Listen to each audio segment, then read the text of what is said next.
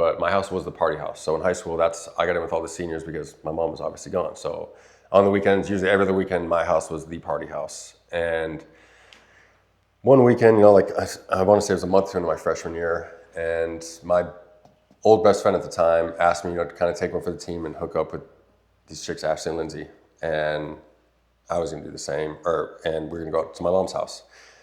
We weren't even driving, we were 15 years old. They were sneaking out, like no joke. So her older brother snuck them through her bedroom window, drove them to my house, dropped Ashley and Lindsay off with a bottle of Jack Daniels with me and Brandon. Lose our virginities that night. You're 15, okay. 15 years old. Friday night we do that, right? They sneak back into her house, go back home. Saturday comes around, do the exact same thing. Sneak them back in. Yeah, sneak them back in. We're all hung out. Like they were the popular girls, we were the popular dudes. And polish off the second half of the same bottle of Jack Daniels now. And then to this day, I have no idea what happened. But Sunday comes around and she says I had sex while she was sleeping, which basically means I raped her. Yeah. And I was like, I remember I walked into my house and my mom was on the phone with her mom. And the first words I hear is, "There's no way my son raped your daughter." And I was like, what the hell? Who is that? She's like, "It's Ashley Champ's mom." And the cops roll up. And I'm like, you gotta be kidding me. And you're how old? 15. And she was one of those girls, she lost Virginia in like 6th grade. Like, was obsessed with me my whole life. Like, I could have had her any day I wanted to. Like, I literally did this for my friend, just to whatever. And that was another problem, which I talked to kids and I was like, I was more loyal to my friends than I was my own self and my own family, And so they asked me to take a lie detector test. I agreed to do whatever. Anything they want. They go to her, they take her to the hospital to get like a whatever it's called a rape kit or something. Yeah. And they said that they could tell she had sex, nothing was damaged, so nothing was forced. She wouldn't take a lie detector test, didn't want to press charges, but said it happened, right? And then goes to school the next day bragging about it. So Monday comes around and I go from being the most popular freshman in all of school to like legit, they locked the school down halfway through the day, called my parents like, "Yo, we don't know what to do with your son, but he's not safe here. Like, take him." And my wife, this still drives her nuts. And she's like, "So your parents just let you drop out of school?" Like, she's like, "I don't understand that." I'm like, "I don't either, but that's just what I did. Like, I don't know what was normal, what the case was, but like, I just dropped out of school freshman year, a month in there, and never went back to school again." Wow. Crazy. And to this day, I'm like even that, like, say sorry for like letting me drop out of school. Not that school, because I'm not a big school dude anymore now that I see what's going on in the world, but it's like just being with the same kids, and not being an outcast, it's like, and so I turned to the dudes that aren't in school and they do drugs. And I'd never even seen drugs before, never experienced it, never even knew a person that was on drugs before. But I knew everybody. I was like the popular kid. So Desert Vista was the other school in Ahwatukee, and all those guys do like hard drugs. And I didn't even know this, but they do. So I went and hung out with them. And the first weekend I hang out with these new kids these are literally my new friends now because all my friends turned on me. Yeah. My own best friend that was there and knew exactly. Do you think he even stood up and said he knew what would happen? No, he said he's staying out of this. Coming full circle, that's why I went to prison for robbing 4 years later. And then I went to prison for 12 years for robbing him, Oh, wow. Yeah, but that's why I did it, because he didn't back me up. So that Monday I go drop out of school, and now I'm hanging out with these dudes. And then the first weekend is like, I did crystal meth, smoked crack, did ecstasy.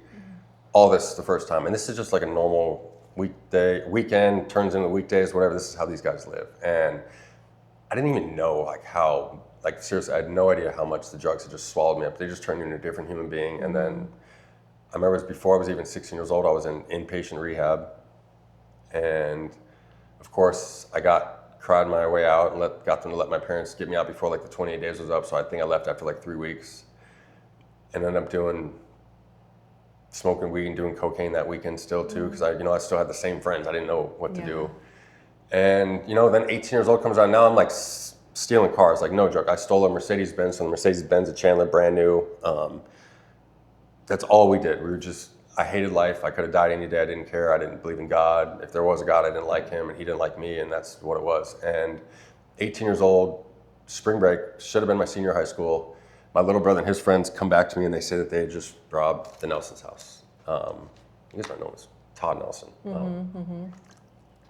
And they come back to the house and tell us that they're still in Hawaii for a week. I'm like, no way. And he's got a 15,000 square foot house. And I'm already mad as hell that he did this. His little brothers, my little brother's friends, they're all those spoiled, rotten, rich kids. So that's what's crazy. I went to prison for 12 years for burglarizing a house that was already burglarized. I took a drill, a snowboard, Jordan basketball shorts and Jordan sandals. Crazy. Never left the garage. And I got 12 years in prison for that. They caught you before you left the house. No, we went home and we had everything. So like my co-defendants, I went with 3 friends. I didn't leave the garage. They went up there and that's what screwed us. They took jewelry, it's like $300,000 worth of jewelry, like expensive stuff, right? And then like when I came back home, like this is like, I don't even have, like my drug dealer doesn't even have money to buy this stuff. Like what the hell do we do with this stuff? You know, so I literally had to stash it when everyone didn't even know what to do with it. I get arrested on a probation violation, and then just like they do, there's 10 kids involved. 9 of the kids all say it was me. Even my brother's friends say that I told them I did it. They were all sleeping at my mom's house. So everybody put this whole thing on me. And of course, I'm like this little tough badass kid. So I'm like, I ain't saying shit to you guys, you know? And they said they're gonna make an example out of me, and they did. So everybody had only got, my co-defendant he got caught selling jewelry to pawn shops. So he had 3 more class 3 felonies than me. But he told them where the jewelry was and told on me. So he got 2.5 years. Another kid got 9 months in jail. Nobody else got any time, and I got 12 years in prison for the same crime. Wow. So how do you make sense of that today? Like God did it to me to get me to do what I'm doing now, because it's making such a difference in the world. Yeah. And I'm a tough dude, and like I can handle it. Yeah. So it is what it is. It sucked, but I handled it. You know. So you were 18, and how 6 foot, 144 pound, 18-year-old kid. How did that go? I mean, you hear stories. What was it like? Crazy.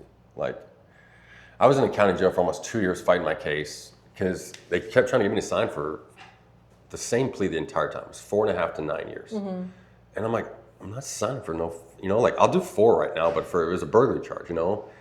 And they tricked me into getting to sign this open plea, and they said they're gonna ask for the minimum, and they just, literally, my case is so crazy. The only way it makes sense is if God did it all. Because it was like, they backdoored me and we're supposed to do a minimum sentence plea, and then she goes back on her exact words, but it was a settlement conference, so nothing's recorded in there, and literally the prosecutor straight up lied.